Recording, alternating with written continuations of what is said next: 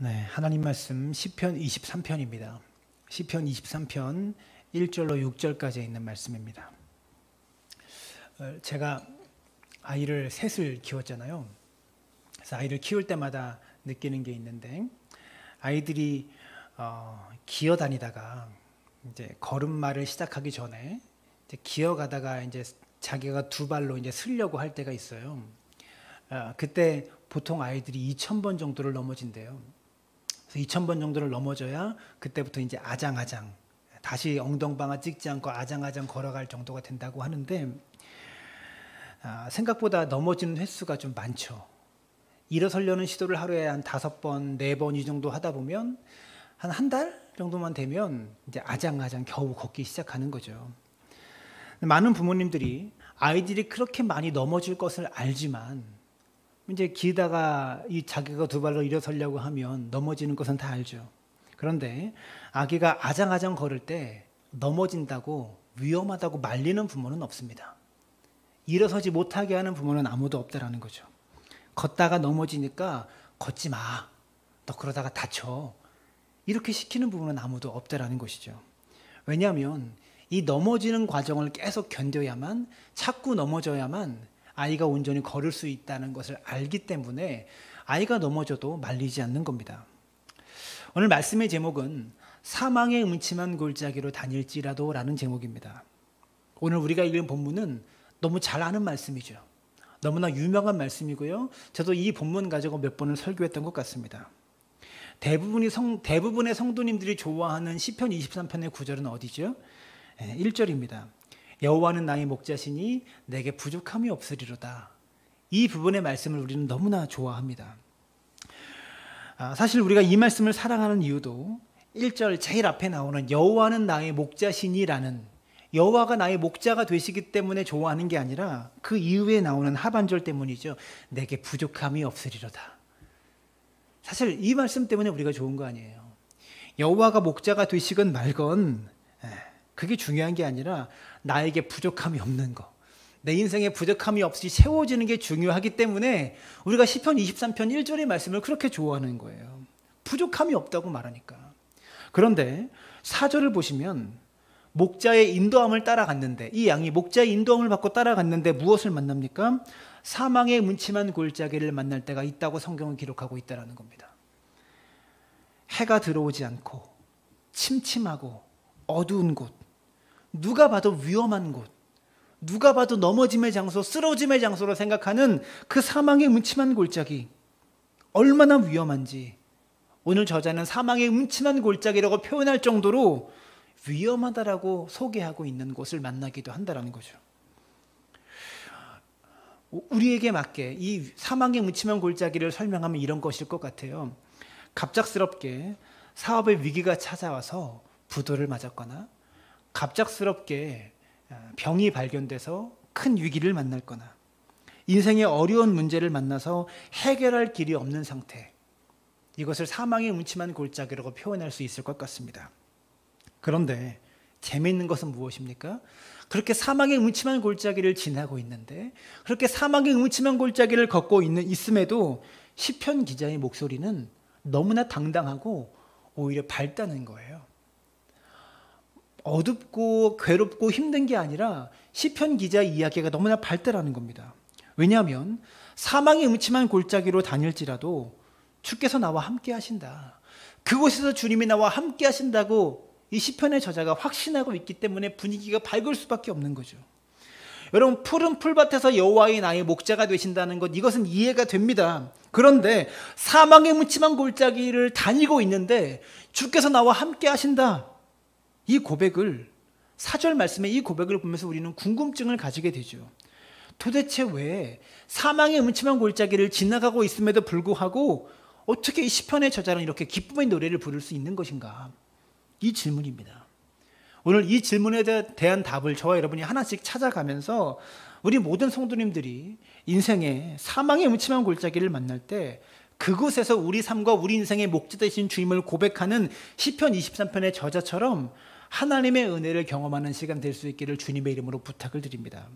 그러면 본문에 있는 시편 기자는 골짜기를 지나면서 어떻게 이렇게 기쁨의 노래를 부를 수 있었을까?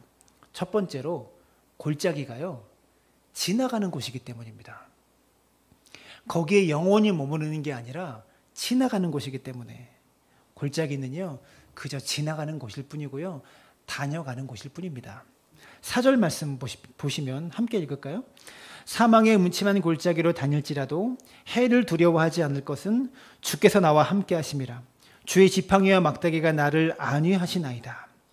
즉 사망의 음침한 골짜기에 머물거나 거기에 주저앉아 사는 것이 아니라 뭐라고 표현하고 있습니까?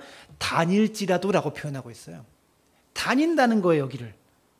여러분, 우리가 이사를 한번 한다고 생각하면 좋을 것 같아요. 본문에 이사할 주소가 몇 군데 나오죠?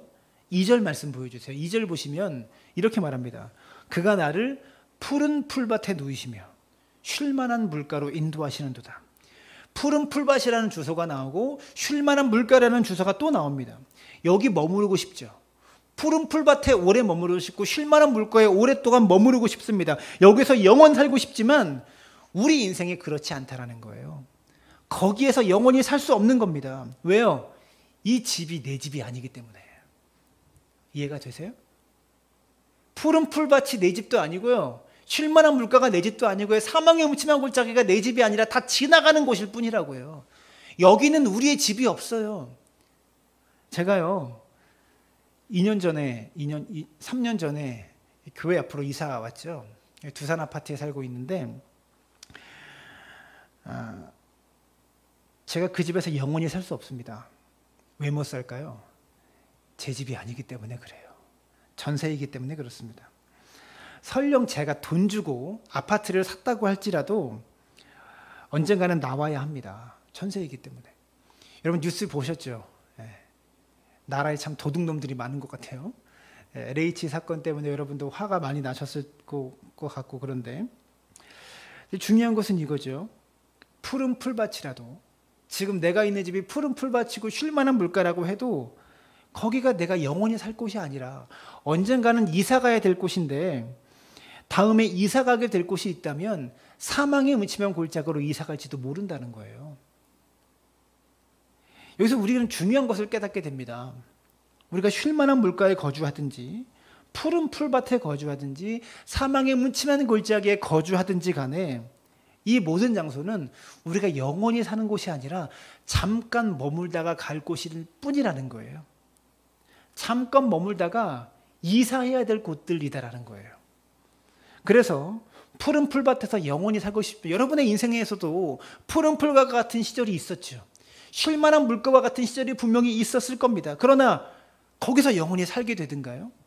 그 푸른 풀밭과 같은 인생의 자리에서 쉴만한 물가와 같은 인생의 자리에서 영원히 살게 되느냐는 거예요. 지금 사망의 골짜기라는 상황, 이 상황으로 이사 올 수밖에 없는 상황이 생기기도 하잖아요. 나는 들어가기 싫지만, 나는 가고 싶지 않지만 사망의 골짜기라는 집에서 살아야 될 때가 있다라는 거예요. 그러면 우리가 그렇게 이사만 다니며 살아야 될까요? 그렇지 않습니다. 영원한 목적지가 있습니다. 6절에서는 그 영원한 목적지를 소개하고 있는데 이렇게 표현해요. 내 평생에 선하심과 인자하심이 반드시 나를 따르리니 내가 여호와의 집에 영원히 살리로다. 아까 푸른 풀밭과 쉴만한 물가, 사망의 음침한 골짜기는 지나가는 곳이었는데 이제는 영원히 살 곳을 말해주고 있어요. 시편전 6절 마지막 절에서. 어디에서 영원히 산대요? 하나님의 집에서 영원히 산대요. 더 이상 이사갈 필요가 없는 우리의 영원한 집 주소를 지금 소개하고 있는 것 아닙니까? 사랑하는 여러분, 우린 이 땅에 살면서 여러분의 지나온 시절 푸른 풀밭에 살 때가 있고 쉴만한 물가에 살 때가 있고요. 또 사망의 음침한 골짜기에 살 때가 있습니다. 근데 그게 중요한 게 아니라 언젠가 저와 여러분은 여호와의 집에 영원히 살게 되는 날이 온다는 거예요. 거기가 진짜 우리가 들어가야 될 집이라는 거죠.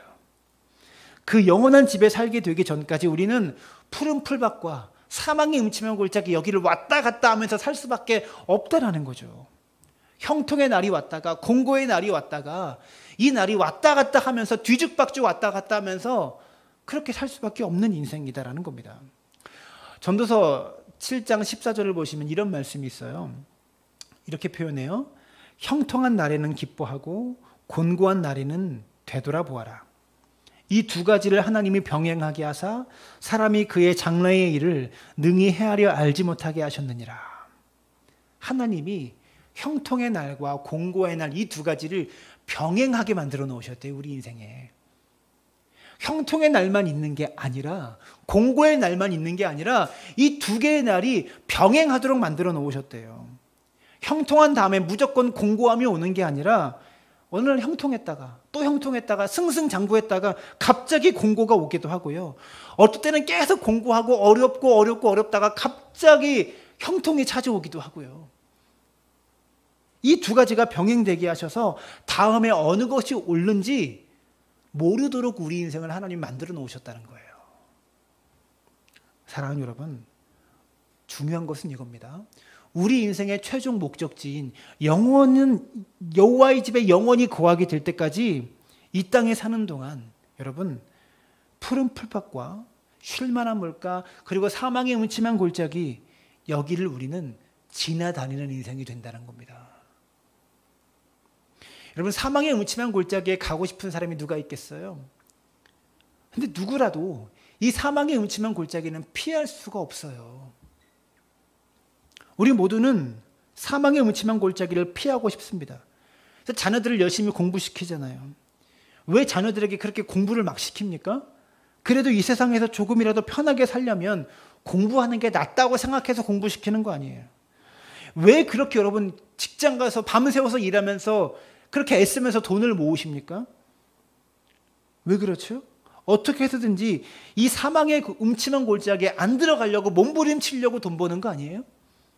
근데 문제는 그렇게 노력함에도 불구하고 사망의 음침한 골짜기에 안 가려고 애를 씀에도 불구하고 어쩔 수 없이 들어가게 될 때가 있다는 거예요.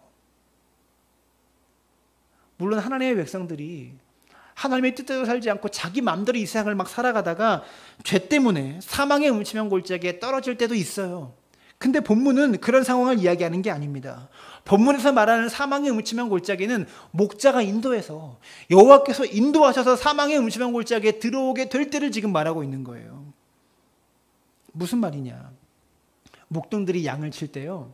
푸른 풀밭에 양들을 풀어놓고 양들에게 풀을 마구 먹게 합니다.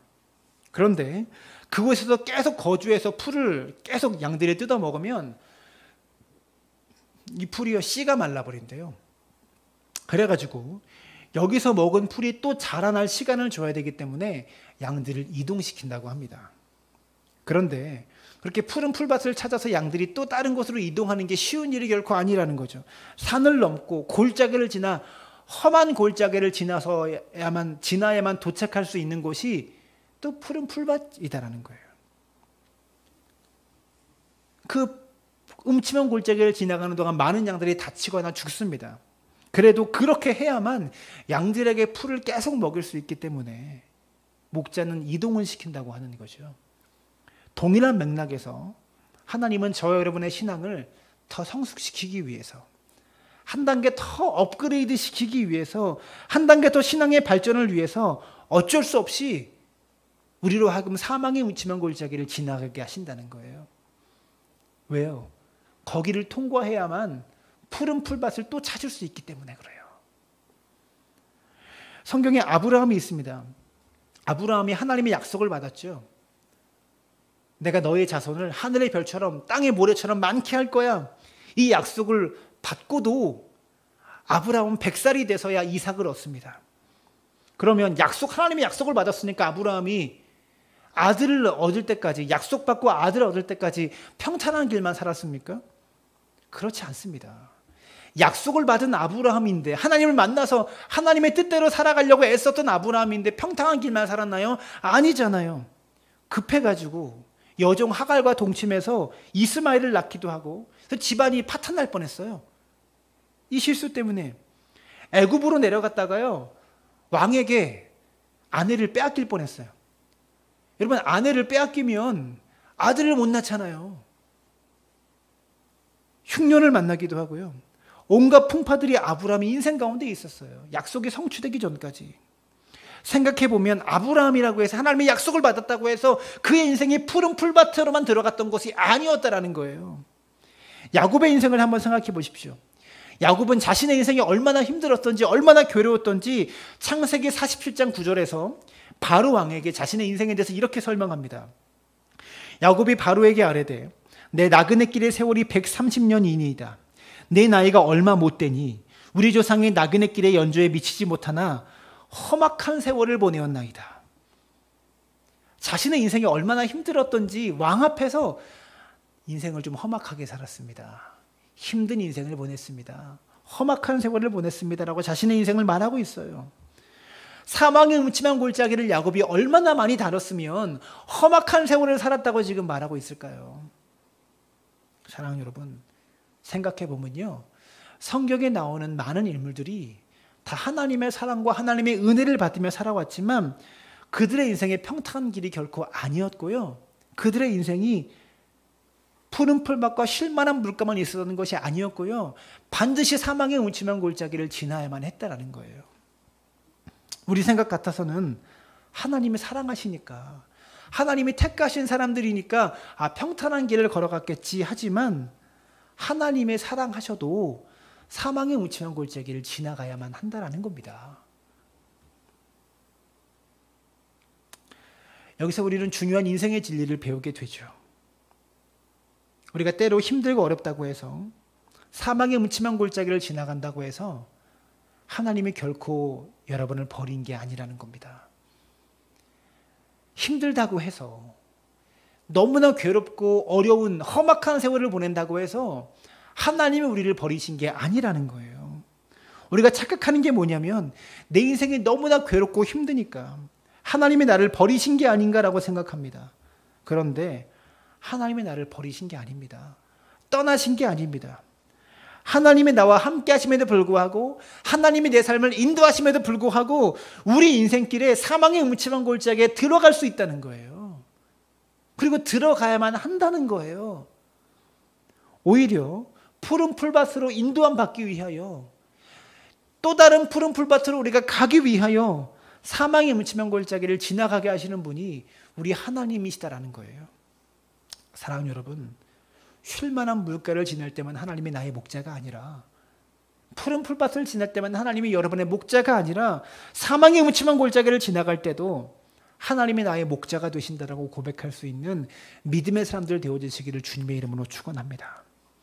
두 번째로 본문에서 시편 기자는 사망의 음침한 골짜기를 지나면서 왜 이렇게 노래할 수 있는가? 이유가 뭐냐면 골짜기에서도 하나님이 나와 함께 하시기 때문입니다. 첫 번째는 뭐라고요? 골짜기가 영원히 있을 곳이 아니라 지나가는 곳입니다. 시편 기자가 이렇게 기뻐할 수 있는 이유는, 두 번째, 골짜기에서도 하나님이 함께 하시기 때문이에요. 하나님이 함께 하십니다. 4절 말씀 다시 보시면, 내가 사망의 음침한 골짜기로 다닐지라도 해를 두려워하지 않을 것은 주께서 나와 함께 하심이라. 사망의 음침한 골짜기를 다녀도 주께서 우리와 함께 하신대요. 이렇게 말하면 성도님들이 이렇게 질문하겠죠. 그러면 함께 계실 거면 푸른 풀밭에 있을 때 함께 계시면 되지, 거기서 계속 함께 계시면 되지 않냐?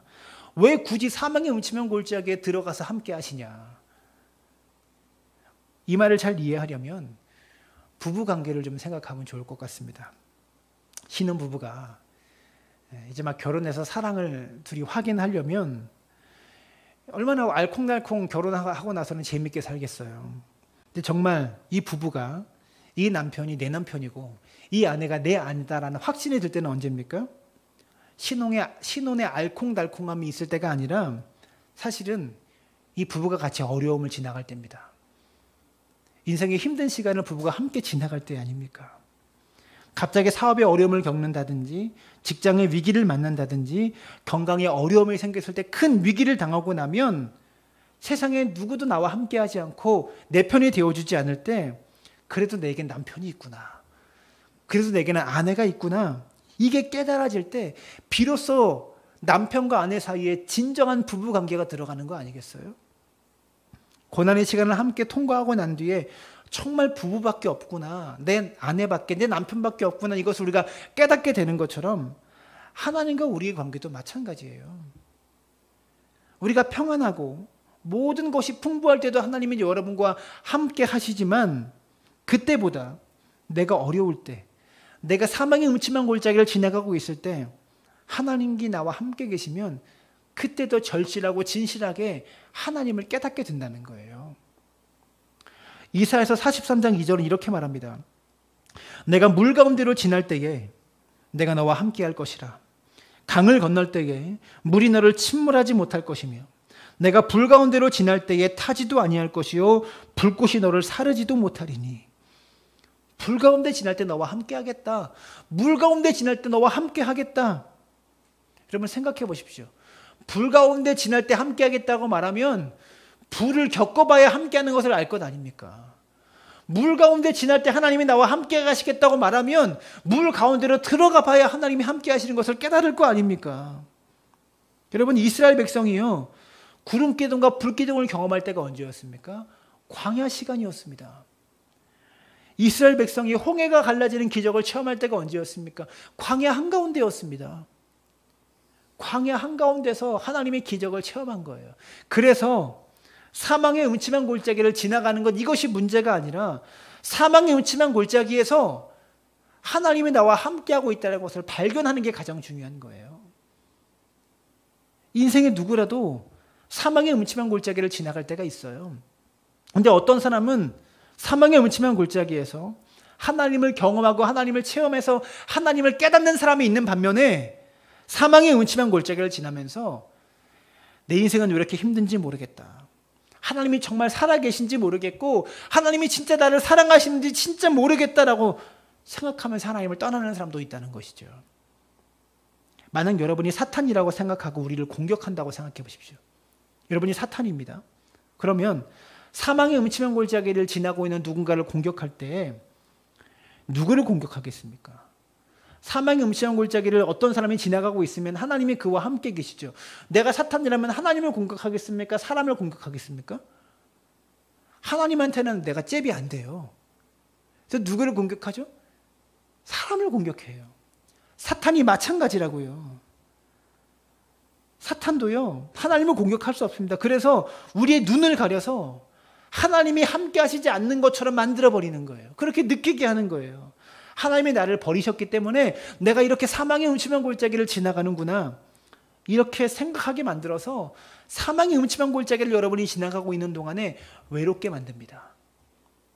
하나님이 없는 것처럼 느끼게 만든다는 거예요.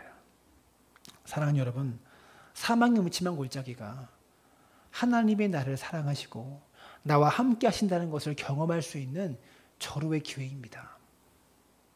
그 절호의 찬스를 외롭게 만들어버리면 성도가 사망의 음침한 골짜기를 지나가면서 얼마나 하나님을 원망하겠어요. 그렇게 사탄의 공격에 넘어가서 성도들은 사망의 음침한 골짜기를 지나는 동안 외로움을 느끼면서 외로움만 느끼면서 하나님이 함께 하심을 한 번도 경험하지 못할 때가 있어요. 그게 사탄의 전략입니다. 사랑하는 여러분, 지나온 세월을 한번 생각해 보십시오. 여러분이 지나온 세월 동안 이 세상을 살아오는 동안 하나님이 얼마나 많은 순간 여러분 함께 하셨어요. 얼마나 힘든 순간들마다 하나님이 여러분을 붙잡아 주셨습니까?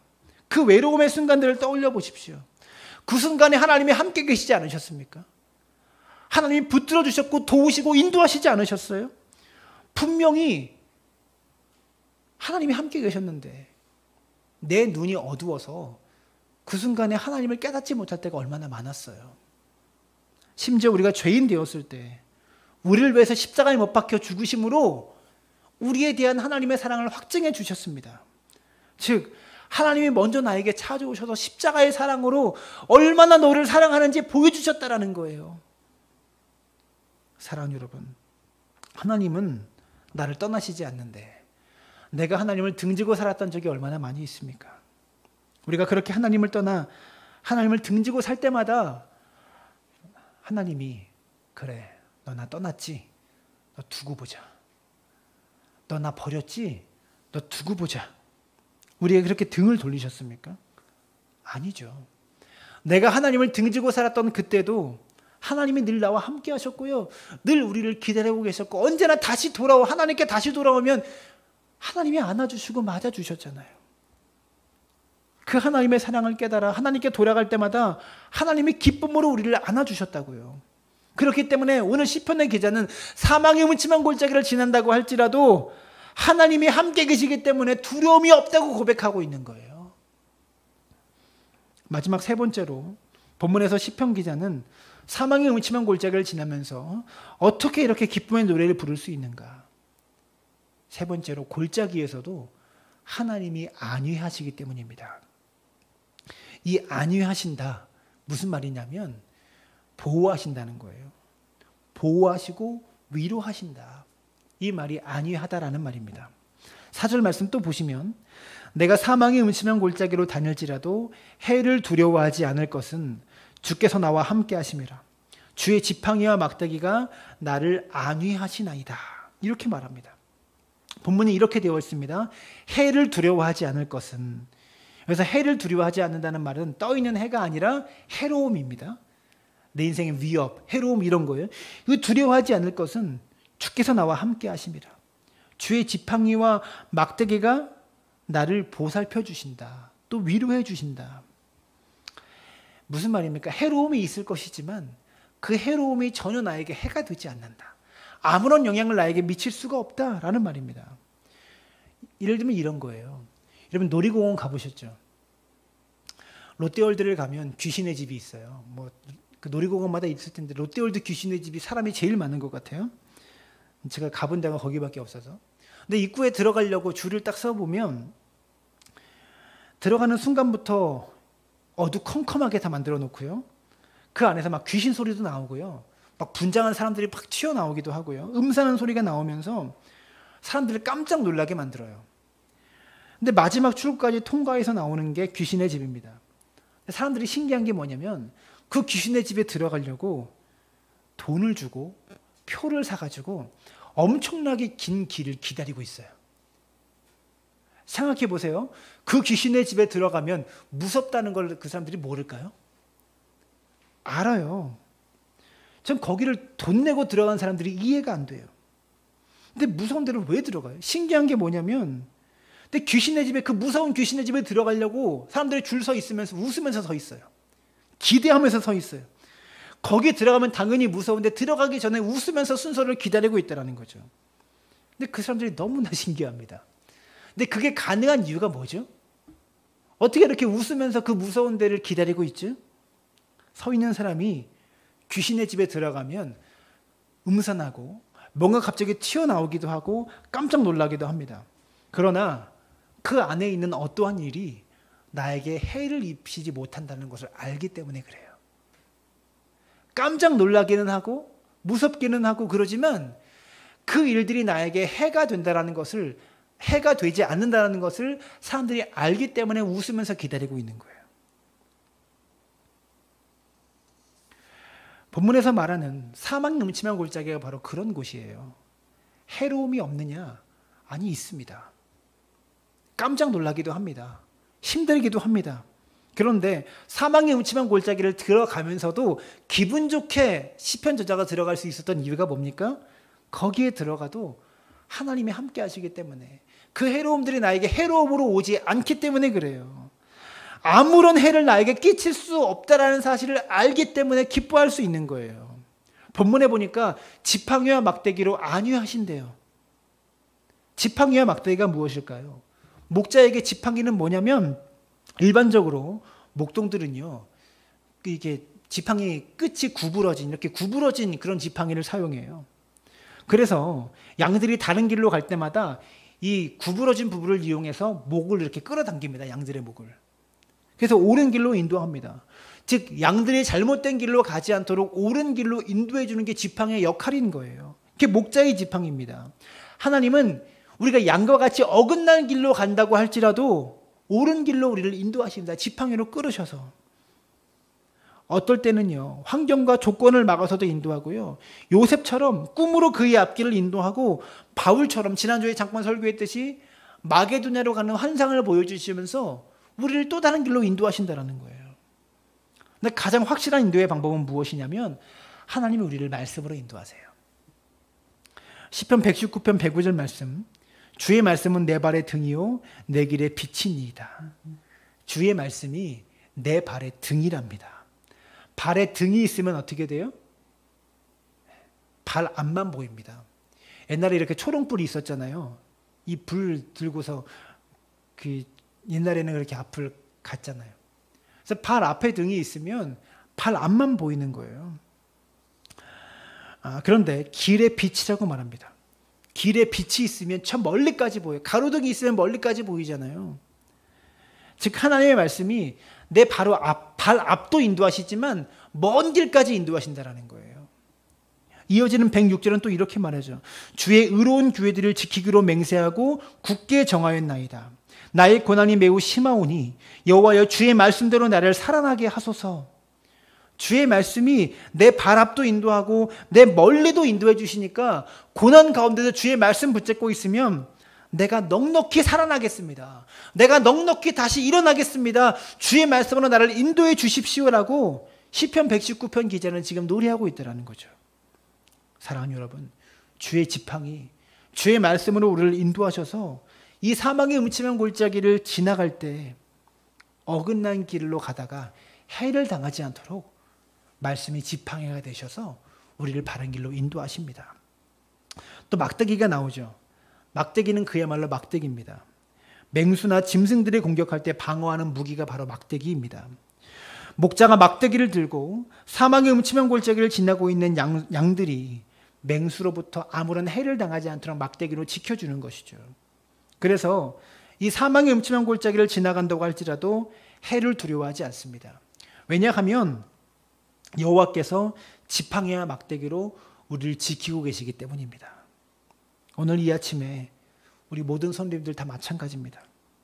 여러분의 인생길에 때로 사망의 음침한 골짜기가 있을 수 있습니다. 그러나 이상히 여기지 마십시오. 그게는 이상한 길도 아니고요. 낯선 길도 아니고요. 하나님이 우리의 신앙을 성숙시키기 위하여, 우리의 믿음을 성장시키기 위하여 데려가시는 사망의 음침한 골짜기입니다. 그리고 그 길은 하나님이 나와 함께 하신다는 것을 체험할 수 있는 절호의 기회입니다. 지금 이 순간 비록 사망의 음침한 골짜기로 지나고 있다고 할지라도 해를 두려워하지 아니하고 하나님을 찬양하며 바라볼 수 있는 우리 모두가 될 수 있게 되기를 주님의 이름으로 축원합니다.